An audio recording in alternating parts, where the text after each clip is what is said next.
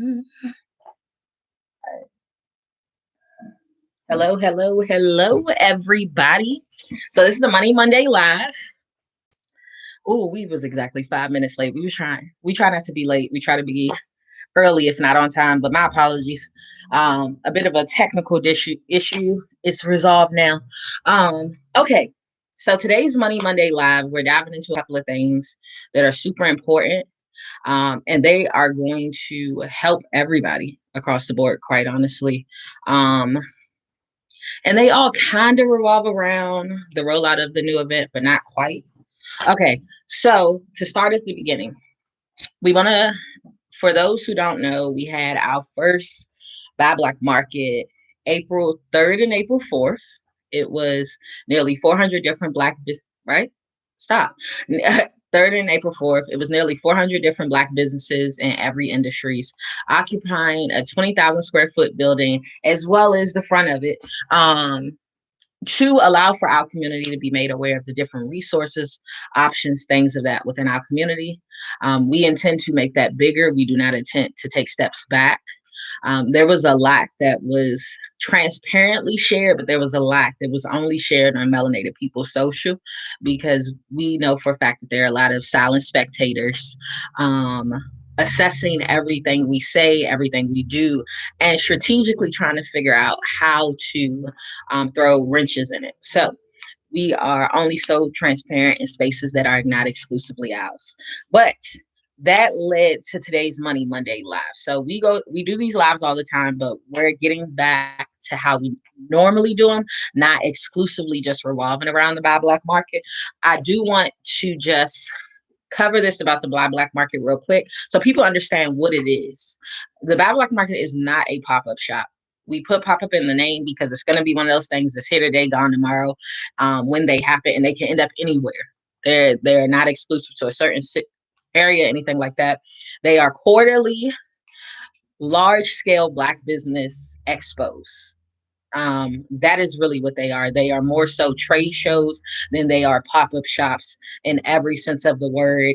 And if you took advantage of a lot of the things we offer and incorporated into it, you will understand how much more like a trade show they are than a pop-up shop. Pop-up shops do not cater towards business growth. They help just get you some sales generated. We want to make sure you can establish a sustainable business that has the ability to grow. And so we really want to make it a living green book for us, if I'm being completely honest and upfront about it. And if you're knowledgeable in the Green Book, you are fully aware that the Green Book was a resource utilized within our community to understand the safe spaces we had, to understand the resources we had, to understand the businesses that were receptive of doing business with Black bodies without the discrimination, without the price gouging, without any of the racial connotations to be a hindrance on how we were able to exist in being consumers, being business to business affiliates, all of these things. And so that's what we intend to make the Buy Black Market. We intend to just scale it, incorporate even more business alternatives. So you know who you can go to for your local mechanic, your local engineer, your local mentor. You're trying to get into a new industry or or transition between professions. Well, you're going to be able to find those people who are educators in that, who are experts in that, who may offer mentorship programs or courses or something like that. We are very, very intentional about making this something that allows for us to have that resource instead of banging our heads against the wall and getting sick and tired of getting sick and tired and just not knowing where to start. Definitely. And so that's what it's about. That's what it will continue to be about. That's what it will expand into. The more people we're able to, more businesses, Black businesses we're able to capture in different industries, the bigger it's going to get, period. So we found some Black inspectors, some Black real estate inspectors. And if you are a real estate investor, you understand how valuable that is. You know, one of the easiest ways to generate wealth as a Black individual in America is through real estate. But one of the easiest ways to lose wealth in America, or have that wealth gap continue to widen in America, is through poorly constructed real estate inspections. You can lose hundreds of thousands, if not millions of dollars in value in your real estate just by somebody having preconceived notions or discriminatory practices in how they inspect your property. to do appraisals, to do refinances, all of these things. So it's super important to understand how valuable of an asset just to be able to connect with Black real estate inspectors. And we cross paths with two, and I know for a fact one of them gives coaching, teaches courses, things like that to help you get into that industry. Being a real estate inspector does not require for you to have a degree.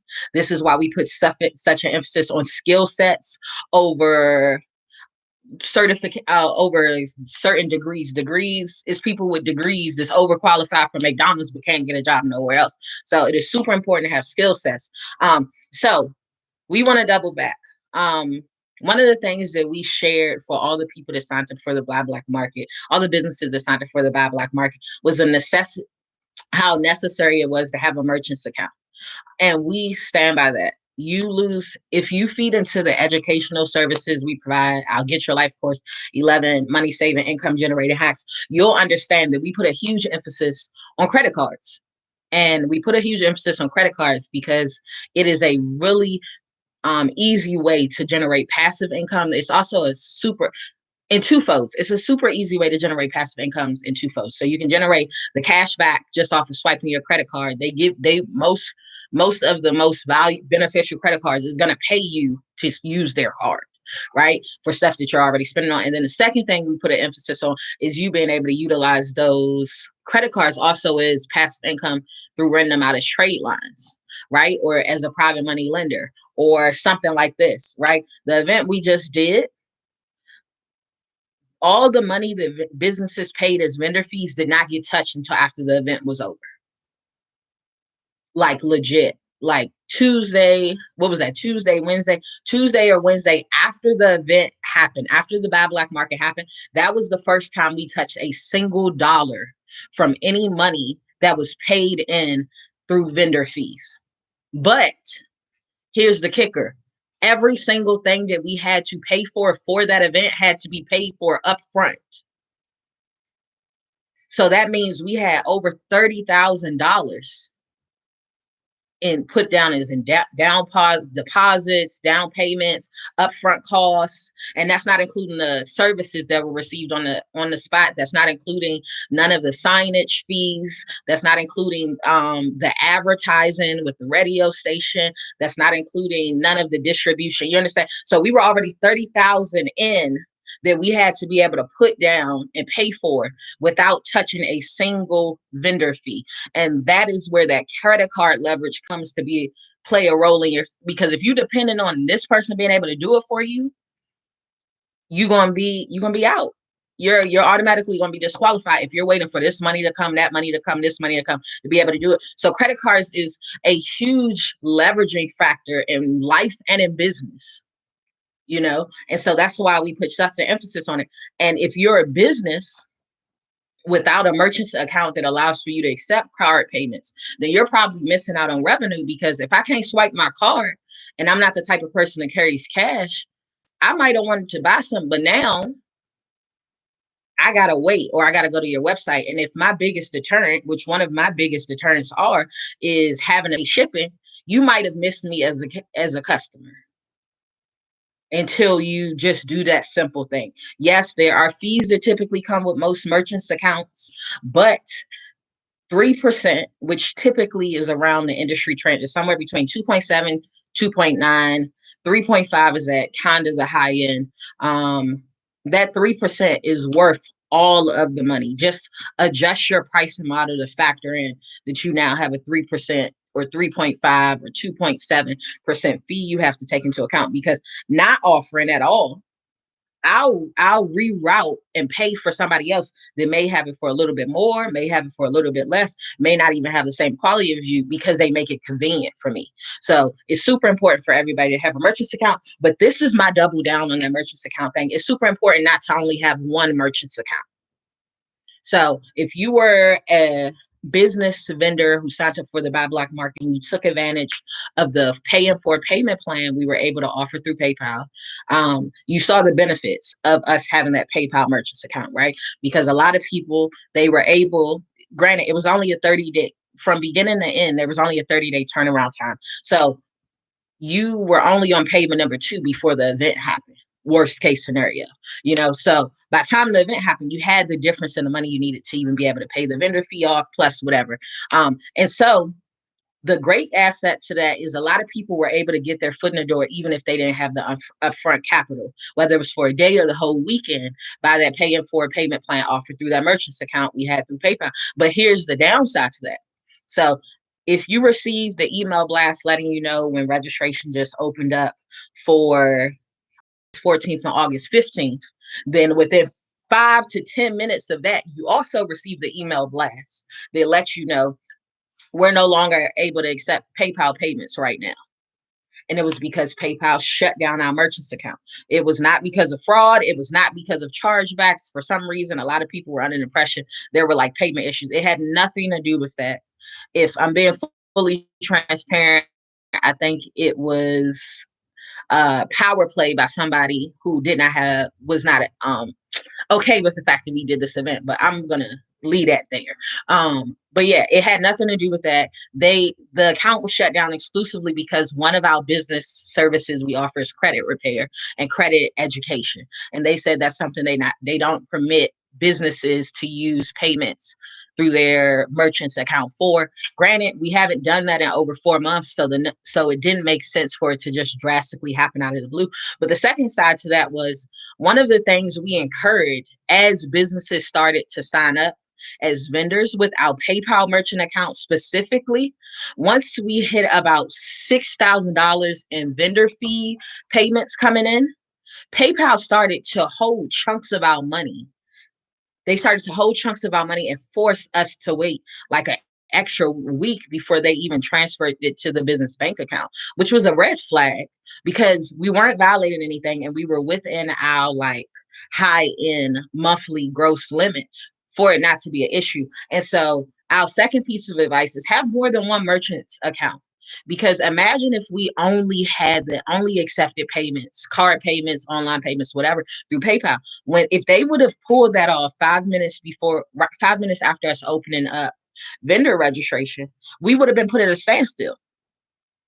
We would have been put at a complete standstill. However, in our situation, we just closed out the PayPal option and we left our some other merchant accounts we have open for you guys. Now it hurt some people because they were looking forward to the paying for payment plan. And on the site we reference an alternative option. You can go there to check for that. That should be an app that allows for you to still do the payment plan. We're working out on our side exactly how it functions so we can give you that hands-on insight. But yeah, so we're still working with a few other merchants to find a better alternative to allow for you guys to do the payment plan, even still going forward, because we've seen a lot of businesses take advantage of it, and we don't want you guys to be left out of an opportunity like this to really be able to scale, grow, and develop because you don't have the upfront capital. But that makes me double down on the credit thing. Even if you don't have it in cash, the credit would have gave you the leverage to be able to execute immediately and be able to pay it off over the course of time that you need it.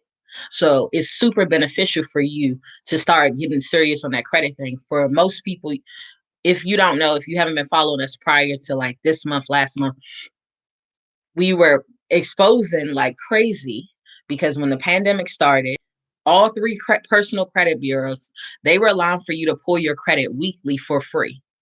All three credit reports. Now that was a power move. It just ended in April. I mean, well, no, it's about to end. It's about to end in 3 days, but they were allowing you to pull your credit every single week from like last March until April 15th.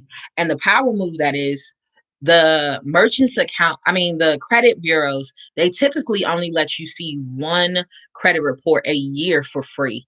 The only thing they typically will allow you to do to even be able to get access to a second one is if you lose your job, then they'll give you access to a second one.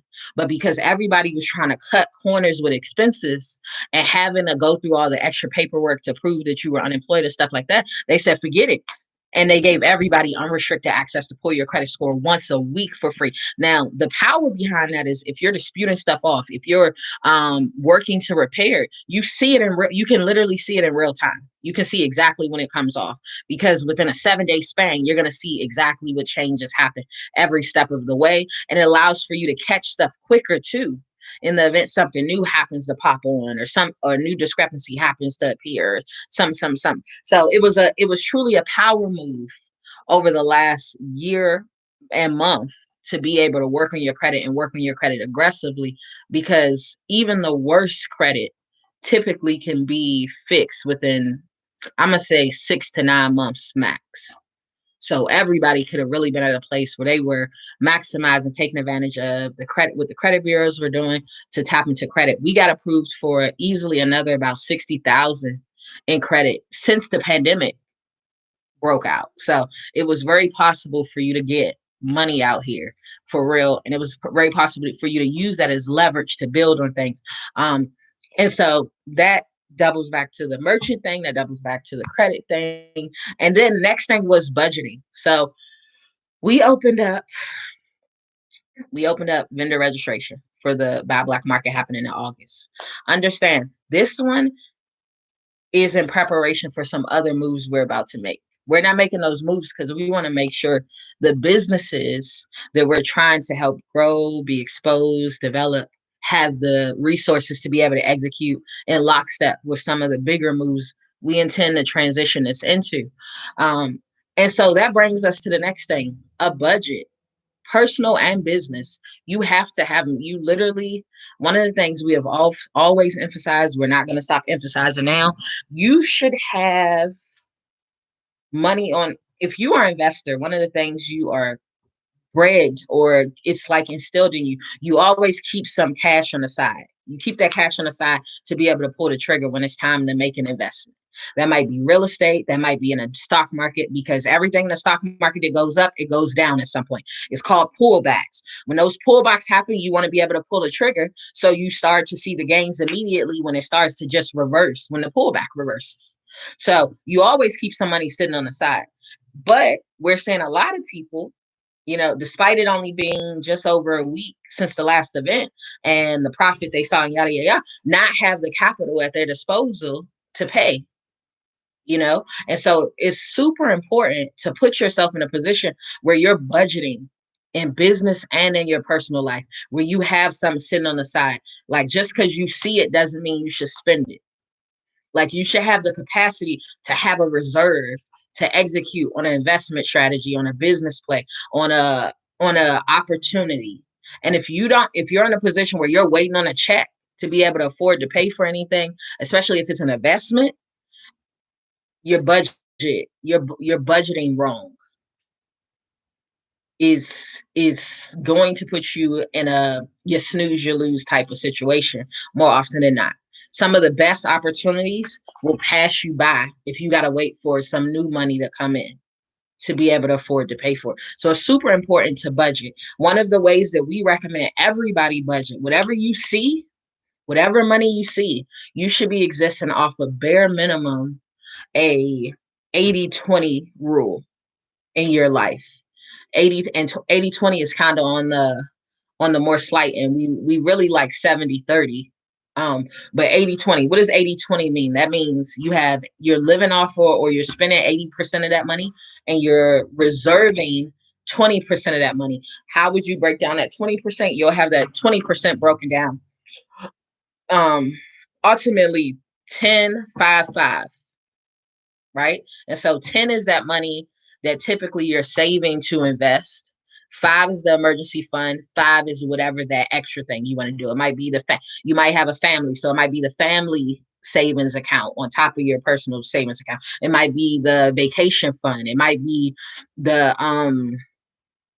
be what else? Because 5% is automatically the emergency fund. So the other 5%, maybe the vacation fund, maybe family joint savings, maybe planning birthday savings, anything. It truly can be anything. But you really need to have at least 20% at your disposal to be able to move and execute on stuff, right? And the emergency fund is a must-have, because if any little simple thing can throw you completely off your radar, it's a problem. You gotta, so, for those who don't know, we went to the State Fair Friday to start setup for the event. We ended up with a flat tire on the ride home from the State Fair Friday. Like we ended we ended up with a nail in our tires. Soon as we were coming off the highway, within 5 minutes, our tire was at zero.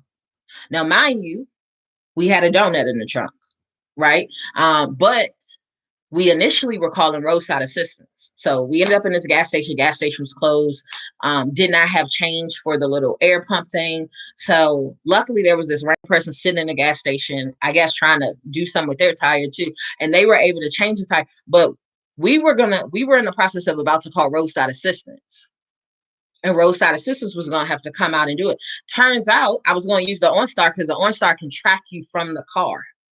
It can track your car. So I didn't have to be able to give an address because I had no clue really where I was, right? And so we were going to use the OnStar, but it turns out, oh boy, already knew how to change tires. So we just paid him with the cash we had to change the tire. But even still, it still cost us something.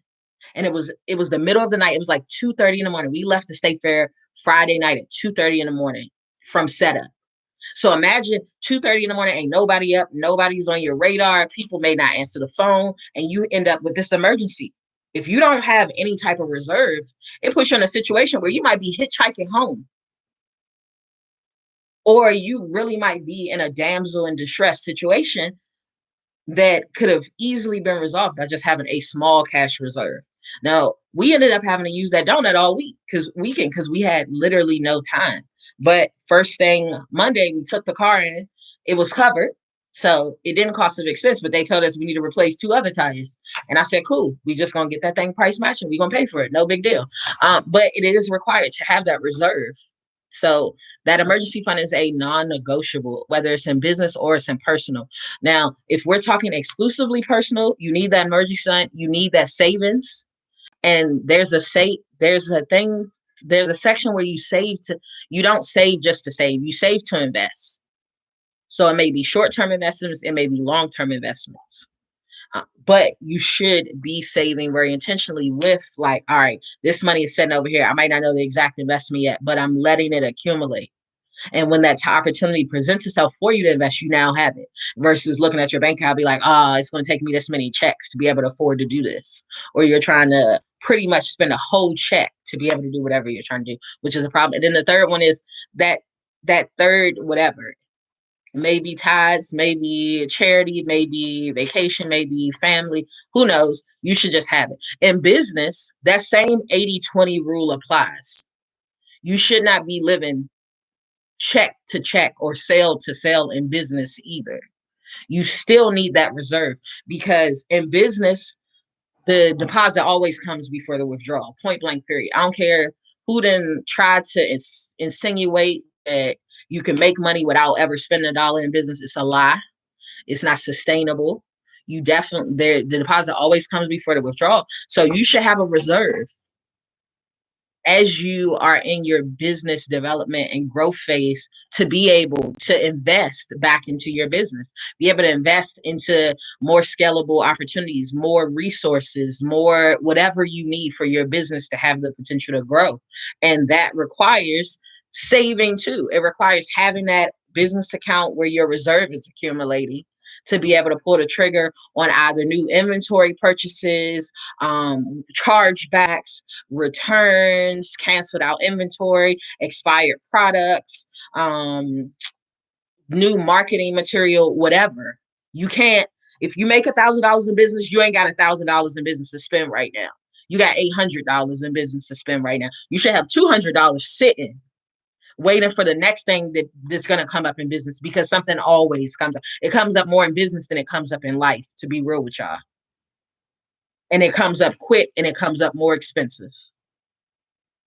So you really need that reserve in business more than you need it in the personal life.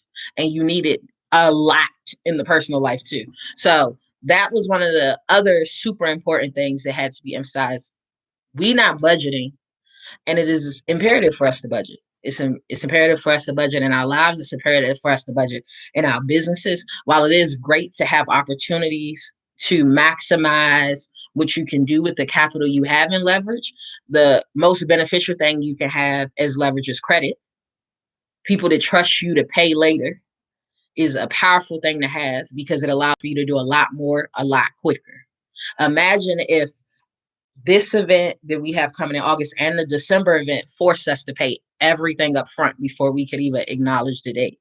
Well, that puts us borderline $60 out there, $60,000 out there, just hell waiting for 6 months. Meanwhile, I'm seeing real estate pop up. That may put us at a standstill with that much capital being held up. So it's powerful to have that. Credit is going to give you leverage that cash will never give you. I promise it will. And then secondly, that budget is going to keep you from being put at a standstill until you can get another check in. Like, you need to have investment funds that you save to invest. So you need to have that reserve at your disposal at all times. I was talking to somebody who's doing a cover story on the Buy Black market. They were like, I said, the next one is going to be around the holidays. If you're not prepared for the August one back to school yet, the holiday one is going to traumatize you as a business. Why? Because our corporate clients are already finalizing their Black Friday and Christmas inventory, sales, staffing, all of that now. Like, now, the promotions, the price points, the orders, all of that is being finalized now in April. So if you are giving yourself months to play catch up to get prepared for August, no, Christmas, Black Friday to Christmas is when a lot of huge corporations gets in the black.